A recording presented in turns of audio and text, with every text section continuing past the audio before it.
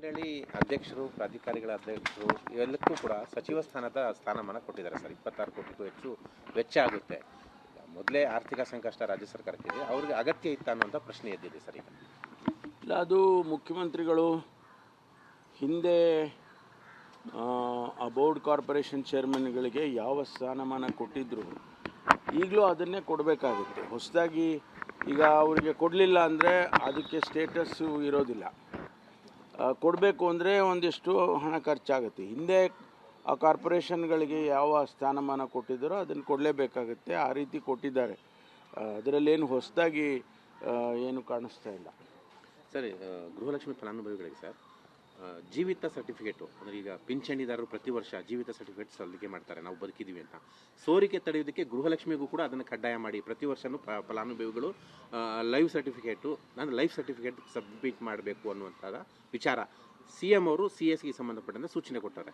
ಇದು ಒಂದು ರೀತಿಯಲ್ಲಿ ಈಗ 2-3 ತಿಂಗಳ ಇದ್ರ ಬಗ್ಗೆ ಹೆಚ್ಚು ಮಾಹಿತಿ ನನಗೆ ಇಲ್ಲ. ಯಾಕೆಂದರೆ ಮಕ್ಕಳ ಕಲ್ಯಾಣ ಇಲಾಖೆ ಸಚಿವರಿದ್ದಾರೆ. ಅವರು ಇದೆಲ್ಲ ಏನು ನಮ್ಮಲ್ಲಿ ಕ್ಯಾಬಿನೆಟ್ಟಲ್ಲಿ ಏನು ಚರ್ಚೆ ಆಗಿಲ್ಲ. ಕ್ಯಾಬಿನೆಟಲ್ಲಿ ಚರ್ಚೆ ಆದರೆ ನಮಗೂ ಗೊತ್ತಾಗುತ್ತೆ. ಅದರಿಂದ ಆ ವಿಷಯದಲ್ಲಿ ಹೆಚ್ಚು ಮಾಹಿತಿ ನನಗೆ ಇಲ್ಲ. ನಿನ್ನೆ ಟೆರರಿಸ್ಟ್ ಒಬ್ಬ ಜೈಲಲ್ಲಿ ತೀರ್ಕೊಂಡಿರ್ಬೋದು, ಏನದು ಸಾದಿಕ್ ಪಾಷಾ ಅಂತ, ಅದು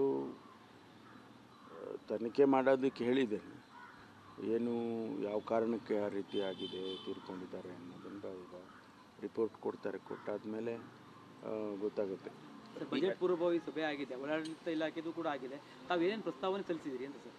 ಅಲ್ಲ, ನಾವು ಮೊದಲನೇದಾಗಿ ರೆಕ್ರೂಟ್ಮೆಂಟಿಗೆ ಪರ್ಮಿಷನ್ ಕೊಡಬೇಕು ಅಂತ ಕೇಳಿದ್ದೇನೆ.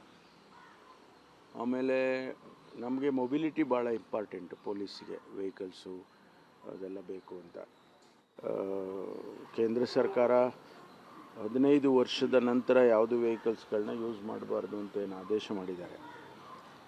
ಅದರ ಹಿನ್ನೆಲೆಯಲ್ಲಿ ಸಾವಿರಾರು ವೆಹಿಕಲ್ಸನ್ನು ನಾವು ತೆಗೆದಿದ್ದೇವೆ. ಅದನ್ನು ರಿಪ್ಲೇಸ್ಮೆಂಟ್ ಆದರೂ ಮಾಡಬೇಕಲ್ಲ. ಹೊಸ ವೆಹಿಕಲ್ಸ್ ಕೊಂಡ್ಕೊಳ್ಳೋದು ಒಂದು ವಿಚಾರ, ಆದರೆ ಹಳೆ ವೆಹಿಕಲ್ಸನ್ನು ತೆಗೆದು ಹಾಕಿರೋದನ್ನು ರಿಪ್ಲೇಸ್ ಮಾಡೋದಕ್ಕೂ ಕೂಡ ಅದನ್ನು ಕೂಡ ನಾನು ಕೇಳ್ಕೊಂಡಿದ್ದೇನೆ. ಆಮೇಲೆ ನಮಗೆ ಹೌಸಿಂಗು ಭಾಳ ಇಂಪಾರ್ಟೆಂಟು. ಪೊಲೀಸ್ನವರು ಅವರ ಮನೆಗಳು ಅವರು ಇರ್ತಕ್ಕಂಥ ಸ್ಥಿತಿಗತಿಗಳನ್ನು ನೋಡೇ ನಾವು ಪೊಲೀಸ್ ಗೃಹ ಅಂತೇಳಿ ಕಾರ್ಯಕ್ರಮ ಮಾಡಿದ್ವಿ. ಅದನ್ನು ಮುಖ್ಯಮಂತ್ರಿಗಳು ಕೂಡ ಅಪ್ರಿಷಿಯೇಟ್ ಮಾಡಿದರು ಮತ್ತು ಅದನ್ನು ಇನ್ನೊಂದು 5 ವರ್ಷ ಎಕ್ಸ್ಟೆಂಡ್ ಮಾಡಬೇಕು ಅಂತ ಹೇಳಿ ಅವರೇ ಹೇಳಿದ್ದಾರೆ.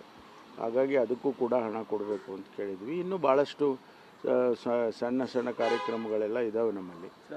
ಸೈಬರ್ ಕ್ರೈಮಿಂದು, ಡ್ರಗ್ಸನ್ನು ಹಿಡಿಯೋದಕ್ಕೆ, ಇವೆಲ್ಲ ಹೊಸ ವಿಚಾರಗಳು. ಅದಕ್ಕಾಗಿ ಹೆಚ್ಚು ಅದಕ್ಕೆ ಬೇಕಾದಂಥ ಇದನ್ನು ಕೊಡಬೇಕು ಅಂತ ಹೇಳಿ ಕೇಳ್ಕೊಂಡಿದ್ದೀನಿ. ನೋಡಬೇಕು ಯಾವ ರೀತಿ ಅಂತಿಮವಾಗಿ ತೀರ್ಮಾನ ಮಾಡಿ.